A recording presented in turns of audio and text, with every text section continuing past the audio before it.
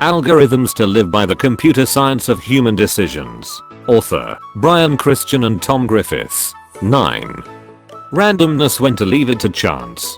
I must admit that after many years of work in this area, the efficacy of randomness for so many algorithmic problems is absolutely mysterious to me.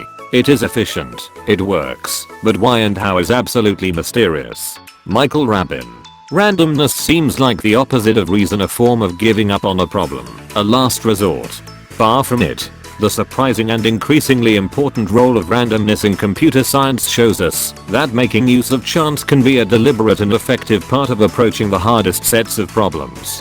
In fact, there are times when nothing else will do. In contrast to the standard deterministic algorithms we typically imagine computers using, where one step follows from another in exactly the same way every time, a randomized algorithm uses randomly generated numbers to solve a problem. Recent work in computer science has shown that there are cases where randomized algorithms can produce good approximate answers to difficult questions faster than all known deterministic algorithms. And while they do not always guarantee the optimal solutions, randomized algorithms can get surprisingly close to them in a fraction of the time, just by strategically flipping a few coins, while their deterministic cousins sweat it out. There is a deep message in the fact that on certain problems, randomized approaches can outperform even the best deterministic ones. Sometimes the best solution to a problem is to turn to chance rather than trying to fully reason out an answer. But merely knowing that randomness can be helpful isn't good enough. You need to know when to rely on chance, in what way, and to what extent. The recent history of computer science provides some answers, though the story begins a couple of centuries earlier. Sampling. In 1777, George Louis Leclerc, Comte de Buffon, published the results of an interesting probabilistic analysis. If we drop a needle onto a lined piece of paper, he asked, how likely is it to cross one of the lines? Buffon's work showed that, if the needle is shorter than the gap between the blinds, the answer is 2 times the needle's length divided by the length of the gap. For Buffon, deriving this formula was enough. But in 1812, Pearson and Laplace, one of the heroes of chapter 6, pointed out that this result has another implication. One could estimate the value of simply by dropping needles onto paper. Laplace's proposal pointed to a profound general truth. When we want to know something about a complex quantity, we can estimate its value by sampling from it. This is exactly the kind of calculation that his work on Bayes' rule helps us to perform. In fact, following Laplace's suggestion, several people have carried out exactly the experiment he suggested, confirming that it is possible, although not particularly efficient, to estimate the value of in this hands-on way. Throwing thousands of needles onto lined paper makes for an interesting pastime for some, but it took the development of the computer to make sampling into a practical method. Before, when mathematicians and physicists tried using randomness to solve problems, their calculations had to be laboriously worked out by hand, so it was hard to generate enough samples to yield accurate results. Computers, in particular, the computer developed in Los Alamos during World War II, made all the difference. Stanislaw Stan Ulam was one of the mathematicians who helped develop the atomic bomb. Having grown up in Poland, he moved to the United States in 1939 and joined the Manhattan Project in 1943. After a brief return to academia, he was back at Los Alamos in 1946, working on the design of thermonuclear weapons. But he was also sick. He had contracted encephalitis and had emergency brain surgery. And as he recovered from his illness, he worried about whether he would regain his mathematical abilities. While convalescing, Ulam played a lot of cards, particularly solitaire, aka Klondike. As any solitaire player knows, some shuffles of the deck produce games that just can't be won. So as Ulam played, he asked himself a natural question: what is the probability that a shuffle deck will yield a winnable game? In a game like solitaire, reasoning your way through the space of possibilities gets almost instantly overwhelming. Flip over the first card, and there are 52 possible games to keep track of. Flip over the second, and there are 51 possibilities for each first card.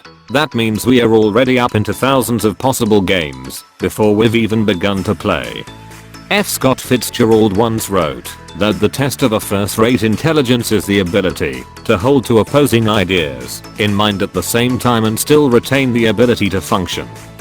That may be true, but no first-rate intelligence, human or otherwise, can possibly hold the 80 unvigintillion possible shuffle deck orders in mind and have any hope of functioning.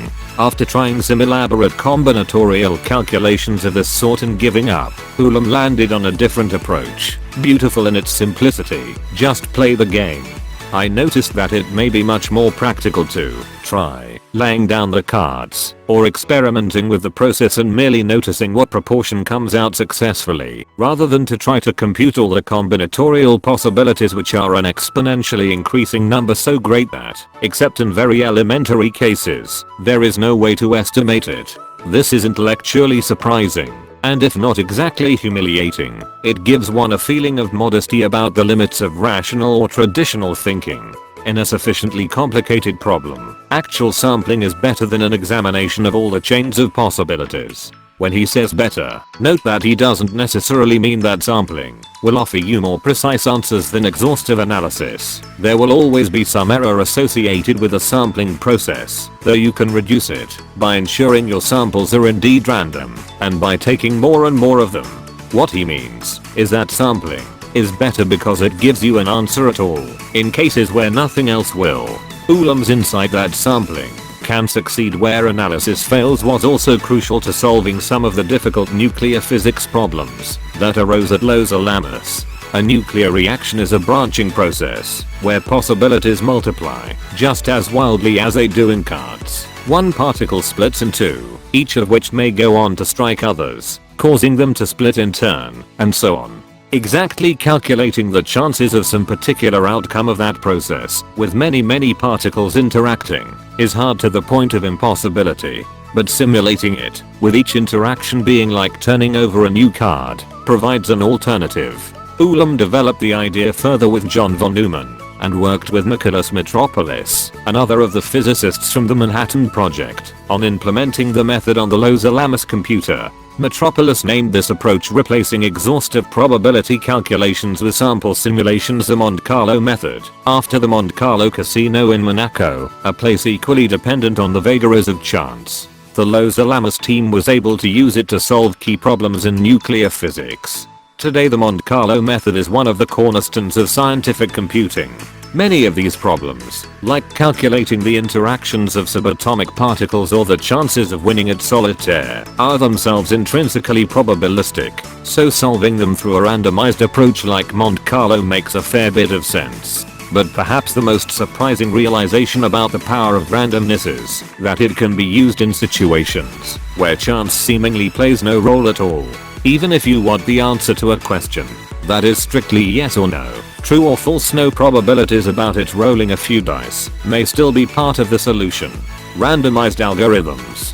The first person to demonstrate the surprisingly broad applications of randomness in computer science was Michael Rabin. Born in 1931 in Breslau, Germany, which became Wrocław, Poland, at the end of World War II, Rabin was the descendant of a long line of rabbis. His family left Germany for Palestine in 1935, and there he was diverted from the rabbinical path his father had laid down for him by the beauty of mathematics, discovering Alan Turing's work early in his undergraduate career at the Hebrew University, and immigrating to the United States to begin a PhD at Princeton. Rabin would go on to win the Turing Award, the computer science equivalent of a Nobel for extending theoretical computer science to accommodate non-deterministic cases, where a machine isn't forced to pursue a single option, but has multiple paths it might follow. On sabbatical in 1975, Rabin came to MIT, searching for a new research direction to pursue.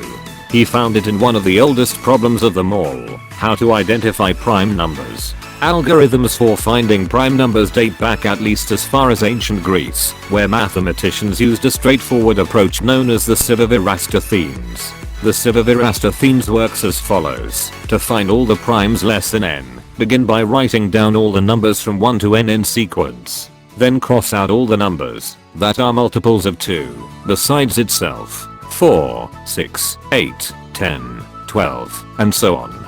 Take the next smallest number that hasn't been crossed out, in this case 3, and cross out all multiples of that number: 6, 9, 12, 15. Keep going like this, and the numbers that remain at the end are the primes. For millennia, the study of prime numbers was believed to be, as G.H. Hardy put it, one of the most obviously useless branches of mathematics. But it lurched into practicality in the 20th century, becoming pivotal in cryptography and online security. As it happens, it is much easier to multiply primes together than to factor them back out. With big enough primes, say, or 1000 digits, the multiplication can be done in a fraction of a second, while the factoring could take literally millions of years. This makes for what is known as a one-way function. In modern encryption, for instance, secret primes known only to the sender and recipient get multiplied together to create huge composite numbers that can be transmitted publicly without fear, since factoring the product would take any eavesdropper way too long to be worth attempting. Thus virtually all secure communication online, be it commerce, banking, or email, begins with a hunt for prime numbers. This cryptographic application suddenly made algorithms for finding and checking primes incredibly important. And while the Sivavirastha is effective, it is not efficient. If you want to check whether a particular number is prime, known as testing its primality, then following the SIV strategy requires trying to divide it by all the primes up to its square root. Checking whether a 6-digit number is prime would require dividing by all of the 168 primes less than 1000. Not so bad. But checking a 12-digit number involves dividing by the 78,498 primes less than 1 million, and all that division quickly starts to get out of control. The primes used in modern cryptography are hundreds of digits long. Forget about it. At MIT, Rabin ran into Gary Miller, a recent graduate from the computer science department at Berkeley. In his PhD thesis, Miller had developed an intriguingly promising, much faster algorithm for testing primality, but there was one small problem: it didn't always work. Miller had found a set of equations, expressed in terms of two numbers, n and x, that are always true if n is prime, regardless of what values you plug in for x. If they come out false even for a single value of x, then there's no way n can be prime in these cases. X is called a witness against primality. The problem, though, is false positives. Even when n is not prime, the equations will still come out true some of the time. This seemed to leave Miller's approach hanging. Rabin realized that this was a place where a step outside the usually deterministic world of computer science might be valuable. If the number n is actually non-prime, how many possible values of x would give a false positive and declare it a prime number? The answer, Rabin showed, is no more than 1/4. So for a random value of x, if Miller's equations come out true, there's only a 1 in 4 chance that n isn't actually prime. And crucially, each time we sample a new random x and Miller's equations check out, the probability that n only seems prime, but isn't really, drops by another multiple of 4. Repeat the procedure 10 times, and the probability of a false positive is 1 in 4 to the 10th power, less than 1 in a million. Still not enough certainty? Check another 5 times and you're down to 1 in a billion. Vaughan Pratt, another computer scientist at MIT, implemented Rabin's algorithm and started getting results late one winter night while Rabin was at home having friends over for a Hanukkah party. Rabin remembers getting a call around midnight. "Michael, this is Vaughan. I'm getting the output from these experiments. Take a pencil and paper and write this down." And so he had that too. 400,593 as prime. Denote the product of all primes p smaller than 300 by k. The numbers kx338 plus 821 and kx338 plus 823 are twin primes. These constituted the largest twin primes known at the time. My hair stood on end. It was incredible. It was just incredible. The Miller-Rabin primality test, as it's now known, provides a way to quickly identify even gigantic prime numbers with an arbitrary degree of certainty. Here we might ask a philosophical question about what the meaning of this is. We are so used to mathematics being a realm of certainty that it's jarring to think that a number could be probably prime or almost definitely prime. How certain is certain enough? In practice, modern cryptographic systems, the ones that encrypt internet connections and digital transactions, are tuned for a false positive rate of less than 1 in a million billion billion. In other words, that's a decimal that begins with 24 zeros less than 1 false prime for the number of grains of sand on Earth. This standard comes after a mere 40 applications of the Miller-Rabin test. It's true that you are never fully certain, but you can get awfully close, awfully quick. Though you may have never heard of the Miller-Rabin test, your laptop, tablet, and phone know it well. Several decades after its discovery, it is still the standard method used to find and check primes in many domains. It's working behind the scenes whenever you use your credit card online, and almost any time secure communications are sent through the air or over wires. For decades after Miller and Rabin's work, it wasn't known whether there would ever be an efficient algorithm that allows testing primality in deterministic fashion with absolute certainty. In 2002, one such method did get discovered by Manindra Agrawal, Neeraj Kale, and Nitin Saxena at the Indian Institute of Technology, but randomized algorithms like Miller-Rabin are much faster and thus are still the ones used in practice today. And for some other problems, randomness still provides the only known route to efficient solutions. One curious example from mathematics is known as polynomial identity testing. If you have two polynomial expressions, such as 2x3 plus 13x2 plus 22x plus 8, and 2x plus 1, x plus 2, x plus 4, working out whether those expressions are in fact the same function by doing all the multiplication, then comparing the results can be incredibly time consuming, especially as the number of variables increases. Here again, randomness offers a way forward. Just generate some random excess and plug them in. If the two expressions are not the same, it would be a big coincidence if they gave the same answer for some randomly generated input, and an even bigger coincidence if they also gave identical answers for a second random input, and a bigger coincidence still if they did it for 3 random inputs in a row. Since there is no known deterministic algorithm for efficiently testing polynomial identity, this randomized method with multiple observations quickly giving rise to near certainty is the only practical one we have. In praise of sampling, the polynomial identity test shows that sometimes our effort is better spent checking random value sampling from the two expressions we want to know about than trying to untangle their inner workings. To some extent this seems reasonably intuitive. Given a pair of nondescript gadgets and asked whether they are two different devices or two copies of the same one, most of us would start pushing random buttons rather than crack open the cases to examine the wiring. And we aren't particularly surprised when, say, a television drug lord knifes open a few bundles at random to be reasonably certain about the quality of the entire shipment. There are cases, though, where we don't turn to randomness, and maybe we should. Arguably the most important political philosopher of the 20th century was Harvard's John Rawls, who set for himself the ambitious task of reconciling two seemingly opposite key ideas in his field: liberty and equality. Is a society more just when it's more free, or more equal? And do the two really have to be mutually exclusive? Rawls offered a way of approaching this set of questions that he called the veil of ignorance. Imagine, he said, that you were about to be born, but didn't know as whom, male or female, rich or poor, urban or rural, sick or healthy, and before learning your status, you had to choose what kind of society you'd live in. What would you want? By evaluating various social arrangements from behind the veil of ignorance, argued Rawls, we'd more readily come to a consensus about what an ideal one would look like. What Rawls's thought experiment does not take into account, however, is the computational cost of making sense of a society from behind such a veil. How could we, in this hypothetical scenario, possibly hope to hold all of the relevant information in our heads? Set aside grand questions of justice and fairness for a moment, and try to apply Rawls's approach merely to, say, a proposed change in health insurance regulations.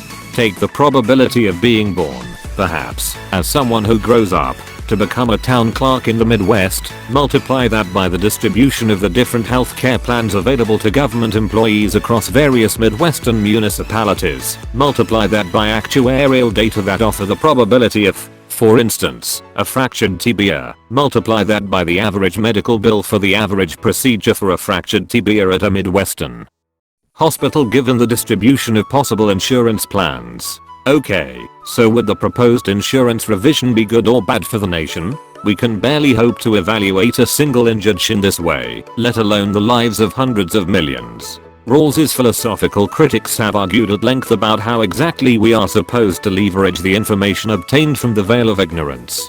Should we be trying, for instance, to maximize mean happiness, median happiness, total happiness, or something else? Each of these approaches, famously, leaves itself open to pernicious dystopias such as the civilization of Omelas imagined by writer Ursula K. Le Guin, in which prosperity and harmony abound but a single child is forced to live in abject misery. These are worthy critiques, and Rawls deliberately sidesteps them by leaving open the question of what to do with the information we get from behind the veil. Perhaps the bigger question, though, is how to gather that information in the first place. The answer may well come from computer science. MIT's Scott Aronson says he's surprised that computer scientists haven't yet had more influence on philosophy. Part of the reason, he suspects, is just their failure to communicate what they can add to philosophy's conceptual arsenal. He elaborates. One might think that, once we know something is computable, whether it takes 10 seconds or 20 seconds to compute, is obviously the concern of engineers rather than philosophers. But that conclusion would not be so obvious if the question were one of 10 seconds versus 1010 seconds. And indeed, in complexity theory, the quantitative gaps we care about are usually so vast that one has to consider them qualitative gaps as well. Think, for example, of the difference between reading a 400-page book and reading every possible such book, or between writing down a 1,000-digit number and counting to that number. Computer science gives us a way to articulate the complexity of evaluating all possible social provisions for something like an injured shin. But fortunately, it also provides tools for dealing with that complexity, and the sampling-based Mont algorithms are some of the most useful approaches in that toolbox. When we need to make sense of, say, national healthcare reform, a vast apparatus too complex to be readily understood, our political leaders typically offer us two things: cherry-picked personal anecdotes and aggregate summary statistics. The anecdotes, of course, are rich and vivid, but they are unrepresentative. Almost any piece of legislation, no matter how enlightened or misguided, will leave someone better off and someone worse off. So carefully selected stories don't offer any perspective on broader patterns. Aggregate statistics, on the other hand, are the reverse, comprehensive but thin. We might learn, for instance, whether average premiums fell nationwide, but not how that change works out on a more granular level. They might go down foremost, but, Omelas style, leave some specific group undergraduates, or Alaskans, or pregnant women in dire straits. A statistic can only tell us part of the story, obscuring any underlying heterogeneity, and often we don't even know which statistic we need. Since neither sweeping statistics nor politicians' favorite stories can truly guide us through thousands of pages of proposed legislation, a Monte Carlo informed computer scientist would propose a different approach: sampling. A close examination of random samples can be one of the most effective means of making sense of something too complex to be comprehended directly. When it comes to handling a qualitatively unmanageable problem, something so thorny and complicated that it can't be digested whole, solitaire or atomic fission, formality testing or public policy sampling offers one of the simplest, and also the best, ways of cutting through the difficulties. We can see this approach at work with the charity Give Directly, which distributes unconditional cash transfers to people living in extreme poverty in Kenya and Uganda. It has attracted attention for rethinking conventional charity practices on a number of levels, not only in its unusual mission, but in the level of transparency and accountability it brings to its own process. And the latest element of the status quo that it's challenging is success stories. If you regularly check our website, blog, or Facebook page, writes program assistant Rebecca Lange, you may have noticed something you don't often see: stories and photos of our recipients. The problem isn't that the glowing stories proffered by other charities are true. Rather, the very fact that they were deliberately chosen to showcase successes makes it unclear how much information can be gleaned from them. So Give Directly decided to put a twist on this conventional practice as well. Every Wednesday, the Give Directly team selects a cash recipient at random, sends out a field officer to interview them, and publishes the field officer's notes verbatim, no matter what. For instance, here's their first such interview, with a woman named Mary, who used the money for a tin roof. Asterisk. She was able to make a better house, and that was a tin house. She was also able to buy a sofa set for her own house. Her life has changed because she used to have a leaking roof soaking up everything in the house whenever it rained. But because of the transfer she was able to make a better tinned house. We hope that this gives you confidence in all types of information we share with you, Lange writes, and maybe even inspires you to hold other organizations to a higher bar. The 3-part TRADIAF. At once it struck me what quality went to form a man of achievement, especially in literature, and which Shakespeare possessed so enormously, I mean negative capability, that is, when a man is capable of being in uncertainties, mysteries, doubts, without any irritable reaching after fact and reason. John Keats. There is no such thing as absolute certainty, but there is assurance sufficient for the purposes of human life. John Stuart Mill. Computer science is often a matter of negotiating TRADIAFs. In our discussion of sorting in chapter 3, for instance, we noted the TRADIAF between time spent upfront on sorting versus the time spent later on searching. And in the discussion of caching in chapter 4, we explored the TRADIAF of taking up extra space caches to save time. Time and space are at the root of the most familiar TRADIAFs in computer science, but recent work on randomized algorithms shows that there's also another variable to consider, certainty. As Harvard's Michael Mitzenmacher puts it, what we are going to do is come up with an answer which saves you in time and space and trades off this third dimension, error probability. Asked for his favorite example of this TRADIAF into uncertainty, he doesn't hesitate. A colleague just said that there should be a drinking game, that every time this term appears on one of my slides, you have to take a drink. Have you ever heard of Bloom filters? To understand the idea behind a Bloom filter, Mitzenmacher says, consider a search engine like Google, trying to crawl the entire web and index every possible URL. The web is comprised of well over 1 trillion distinct URLs, and the average URL weighs in at about 77 characters long.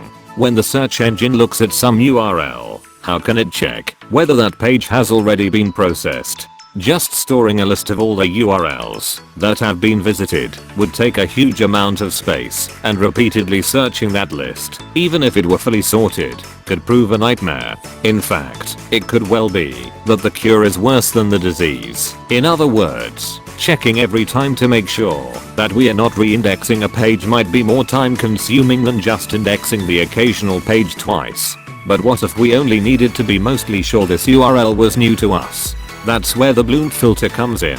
Named for its inventor, Burton H. Bloom, a Bloom filter works much like the Rabin-Miller primality test. The URL is entered into a set of equations that essentially check for witnesses to its novelty. Rather than proclaim n is not prime, these equations say I have not seen n before. If you're willing to tolerate an error rate of just 1% or 2%, storing your findings in a probabilistic data structure like a Bloom filter will save you significant amounts of both time and space. And the usefulness of such filters is not confined to search engines. Bloom filters have shipped with a number of recent web browsers to check URLs against a list of known malicious websites, and they are also an important part of cryptocurrencies like Bitcoin. Says Mitzenmacher, the idea of the error TRADIAF space, I think the issue is that people don't associate that with computing. They think computers are supposed to give you the answer. So when you hear in your algorithms class, it's supposed to give you one answer, it might not be the right answer. I like to think that when students hear that, it focuses them. I think people don't realize in their own lives how much they do that and accept that. Hills, valleys, and traps. The river meanders because it can't think.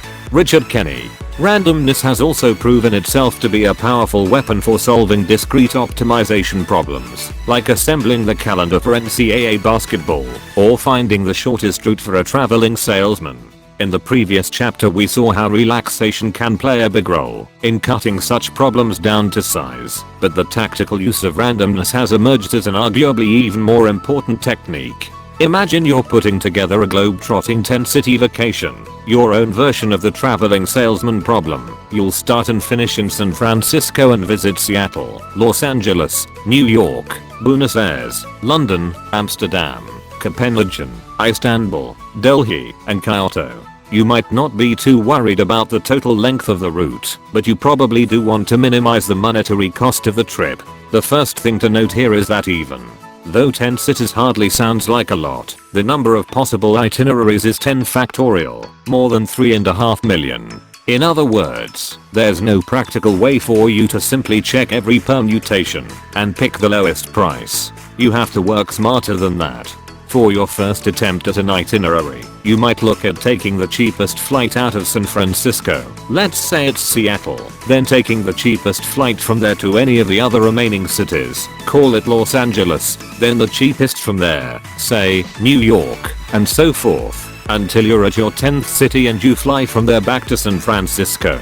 This is an example of a so-called greedy algorithm, which you can also think of as a myopic algorithm, one that short-sightedly takes the best thing available every step of the way. In scheduling theory, as we saw in chapter 5, a greedy algorithm, for instance, always doing the shortest job available, without looking or planning beyond, can sometimes be all that a problem requires. In this case, for the traveling salesman problem, the solution given by the greedy algorithm probably isn't terrible, but it's likely to be far from the best you can do. Once you've assembled a baseline itinerary, you might test some alternatives by making slight perturbations to the city sequence and seeing if that makes an improvement. For instance, if we are going first to Seattle, then to Los Angeles, we can try doing those cities in reverse order, LA first, then Seattle. For any given itinerary, we can make 11 such 2-city flip-flops. Let's say we try them all, and then go with the one that gives us the best savings. From here we've got a new itinerary to work with, and we can start permuting that one, again looking for the best local improvement. This is an algorithm known as hill climbing, since the search through a space of solutions, some better and some worse, is commonly thought of in terms of a landscape with hills and valleys, where your goal is to reach the highest peak. Eventually you will end up with a solution that is better than all of its permutations. No matter which adjacent stops you flip, nothing beats it. It's here that the hill climbing stops. Does this mean you've definitely found the single best possible itinerary, though? Sadly, no. You may have found only a so-called local maximum, not the global maximum of all the possibilities. The hill climbing landscape is a misty one. You can know that you're standing on a mountaintop because the ground falls away in all directions, but there might be a higher mountain just across the next valley, hidden behind clouds. An aerial landscape, which depicts how solution quality can vary across different possibilities. Consider the lobster stuck in the lobster trap. Poor beast. He doesn't realize that exiting the cage means backtracking to the cage's center, that he needs to go deeper into the cage to make it out. A lobster trap is nothing other than a local maximum made of wire, a local maximum that kills. In the case of vacation planning, local maxima are fortunately less fatal, but they have the same character. Even once we've found a solution that can't be improved by any small tweaks, it's possible that we are still missing the global maximum. The true best itinerary may require a radical overhaul of the trip, doing entire continents in a different order, for instance, or proceeding westward instead of eastward. We may need to temporarily worsen our solution if we want to continue searching for improvements. And randomness provides a strategy, actually, several strategies for doing just that. Out of the local maximum, one approach is to augment hill climbing with what's known as jitter. If it looks like you're stuck, mix things up a little. Make a few random small changes, even if they are for the worse. Then go back to hill climbing, see if you end up at a higher peak. Another approach is to completely scramble our solution when we reach a local maximum and start hill climbing anew from this random new starting point. This algorithm is known, appropriately enough, as random restart hill climbing, or, more colorfully, as shotgun hill climbing. It's a strategy that proves very effective when there are lots of local maxima in a problem. For example, computer scientists use this approach when trying to decipher codes, since there are lots of ways to begin decrypting a message that look promising at first, but end up being dead ends. In decryption, having a text that looks somewhat close to sensible English doesn't necessarily mean that you're even on the right track. So sometimes it's best not to get too attached to an initial direction that shows promise and simply start over from scratch. But there's also a third approach. Instead of turning to full bore randomness when you're stuck, use a little bit of randomness every time you make a decision. This technique, developed by the same Los Alamos team that came up with the Mont Carlo method, is called the Metropolis algorithm. The Metropolis algorithm is like hill climbing, trying out different small scale tweaks on a solution, but with one important difference. At any given point, it will potentially accept bad tweaks as well as good ones. We can imagine applying this to our vacation planning problem. Again, we try to tweak our proposed solution by jiggling around the positions of different cities. If a randomly generated tweak to our travel route results in an improvement, then we always accept it and continue tweaking from there. But if the alteration would make things a little worse, there's still a chance that we go with it anyway. Although the worse the alteration is, the smaller the chance. That way, we won't get stuck in any local maximum for very long. Eventually we'll try another nearby solution, even though it's more expensive, and potentially be on our way to coming up with a new and better plan. Whether it's jitter, random restarts, or being open to occasional worsening, randomness is incredibly useful for avoiding local maxima. Chance is not just a viable way of dealing with tough optimization problems. In many cases, it's essential. Some questions linger, however. How much randomness should you use? And when? And given that strategies such as the Metropolis algorithm can permute our itinerary pretty much ad infinitum, how do you ever know that you're done? For researchers working on optimization, a surprisingly definitive answer to these questions would come from another field entirely: simulated annealing. In the late 1970s and early 80s, Scott Kirkpatrick considered himself a physicist, not a computer scientist. In particular, Kirkpatrick was interested in statistical physics, which uses randomness as a way to explain certain natural phenomena. For instance, the physics of annealing, the way that materials change state as they are heated and cooled. Perhaps the most interesting characteristic of annealing is that how quickly or slowly a material is cooled tends to have tremendous impact on its final structure. As Kirkpatrick explains, growing a single crystal from a melt is done by careful annealing, first melting the substance, then lowering the temperature slowly, and spending a long time at temperatures in the vicinity of the freezing point. If this is not done, and the substance is allowed to get out of equilibrium, the resulting crystal will have many defects, or the substance may form a glass with no crystalline order. Kirkpatrick was then working at IBM, where one of the biggest, trickiest, and most hallowed problems was how to lay out the circuits on the chips that IBM was manufacturing. The problem was ungainly and intractable. There was an enormous range of possible solutions to consider, and some tricky constraints. It was better in general for the components to be close together, for instance, but not too close, or there would be no room for the wires. And any time you moved anything, you'd have to recompute how all the wires would run in the new hypothetical layout. At the time, this process was led by something of a cryptic guru type figure within IBM. As Kirkpatrick recalls, the guy who was the best at IBM at squeezing more circuits on a chip, he had the most mysterious way of explaining what he was doing. He didn't like to really tell you. Kirkpatrick's friend and IBM colleague Dan Gellert was fascinated by the problem and quickly hooked Kirkpatrick, who had a flash of insight. The way to study physical systems was to warm them up, then cool them down, and let the system organize itself. From that background, it seemed like a perfectly natural thing to treat all kinds of optimization problems as if the degrees of freedom that you were trying to organize were little atoms, or spins, or what have you. In physics, what we call temperature is really velocity random motion at the molecular scale.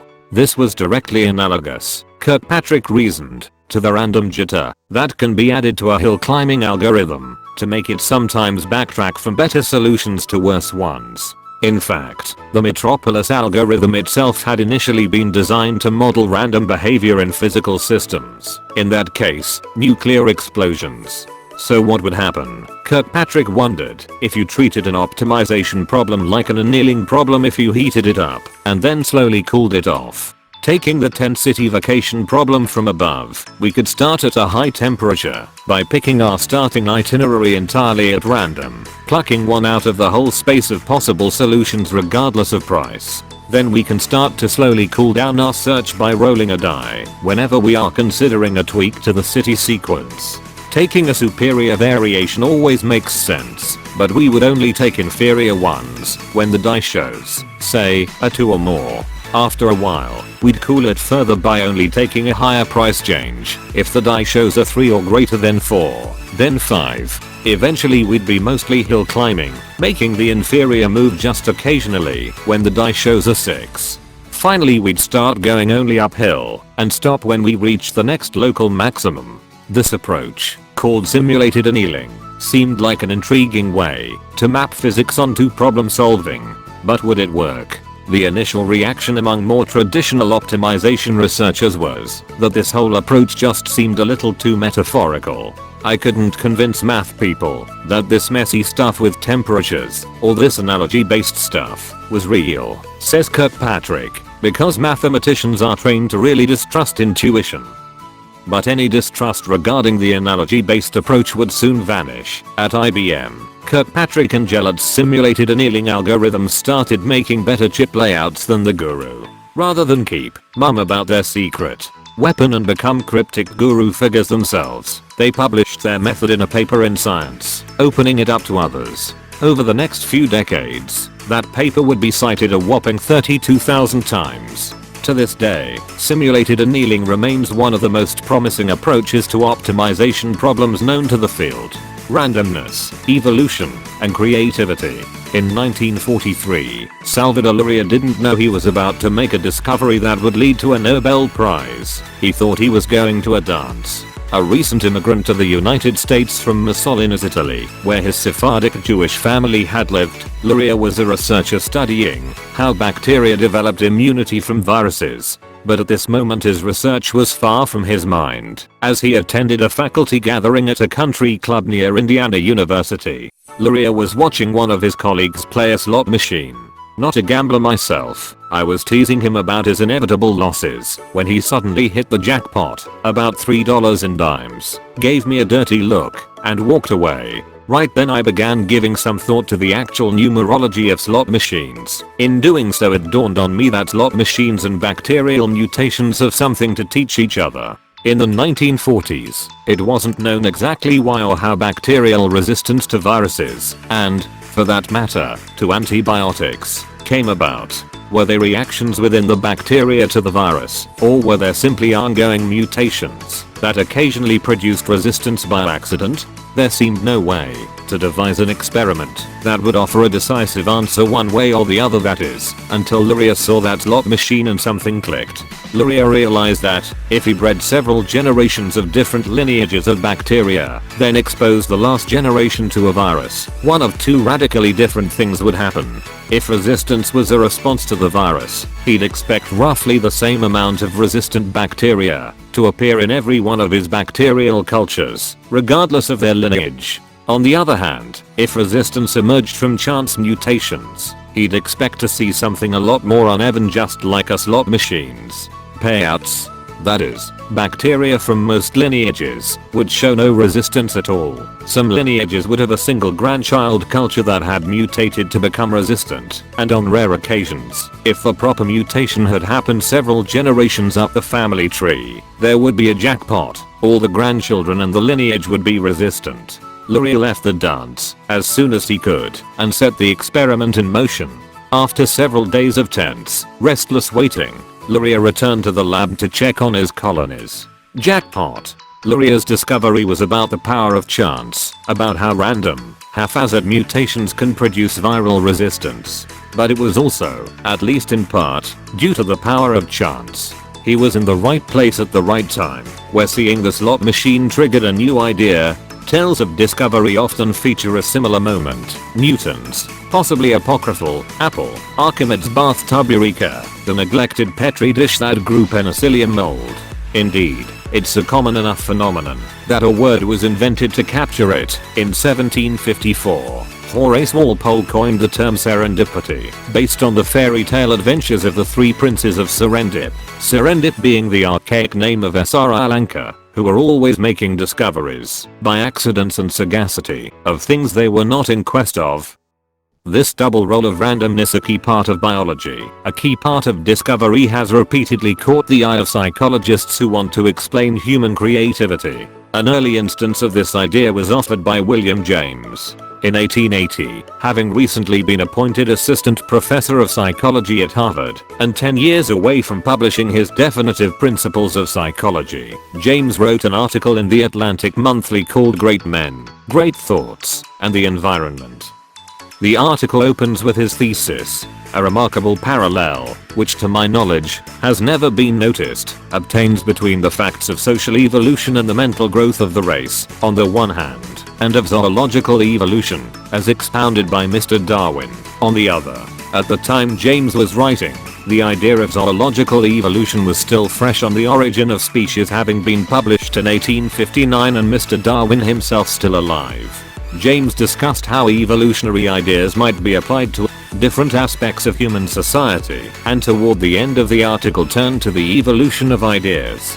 New conceptions, emotions, and active tendencies which evolve, are originally produced in the shape of random images, fancies, accidental outbursts of spontaneous variation in the functional activity of the excessively unstable human brain, which the outer environment simply confirms or refutes, adopts or rejects, preserves or destroys, selects, in short, just as it selects morphological and social variations due to molecular accidents.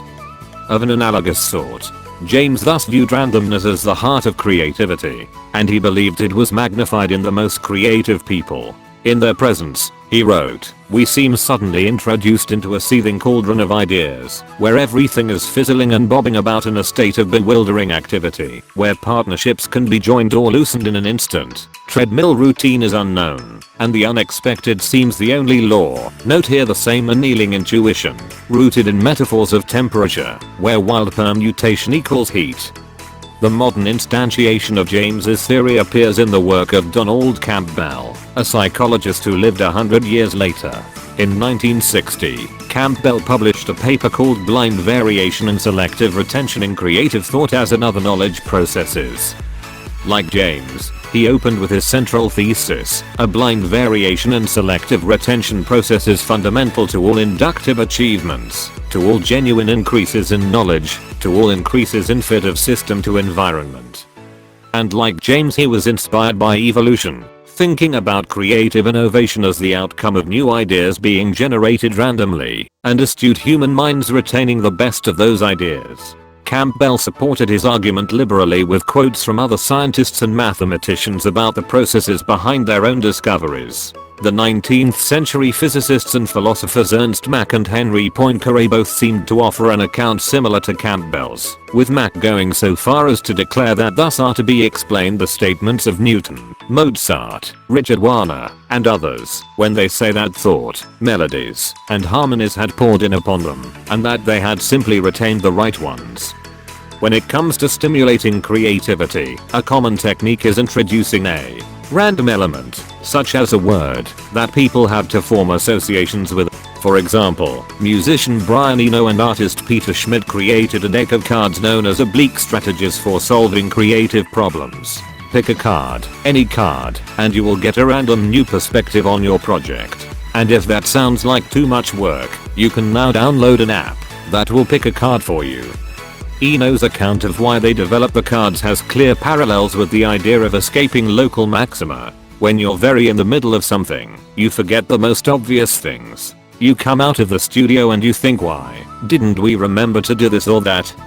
These cards really are just ways of throwing you out of the frame, of breaking the context a little bit, so that you're not a band in a studio, focused on one song, but you're people who are alive, and in the world and aware of a lot of other things as well.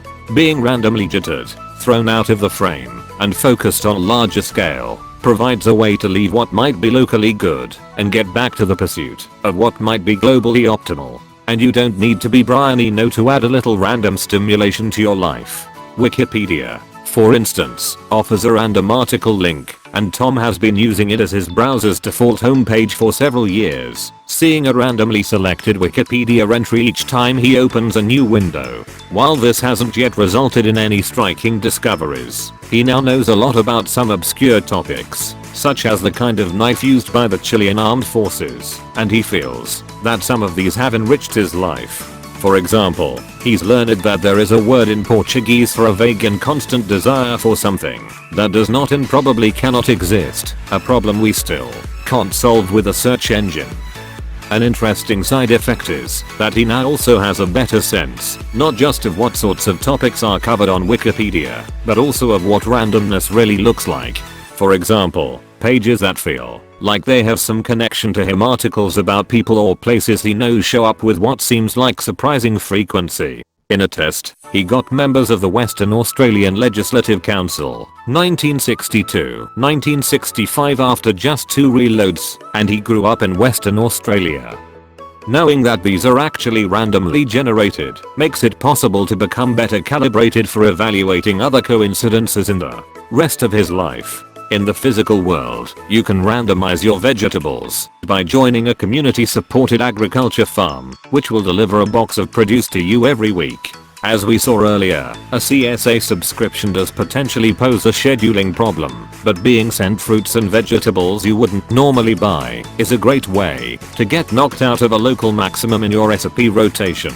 Likewise, book wine and chocolate of the month clubs are a way to get exposed to intellectual, oenophilic, and gustatory possibilities that you might never have encountered otherwise. You might worry that making every decision by flipping a coin could lead to trouble, not least with your boss, friends, and family. And it's true that mainlining randomness into your life is not necessarily a recipe for success. The cult classic 1971 novel The Dice Man by Luke Rinnahat, real name George Cockcroft, provides a cautionary tale. Its narrator, a man who replaces decision making with dice rolling, quickly ends up in situations that most of us would probably like to avoid.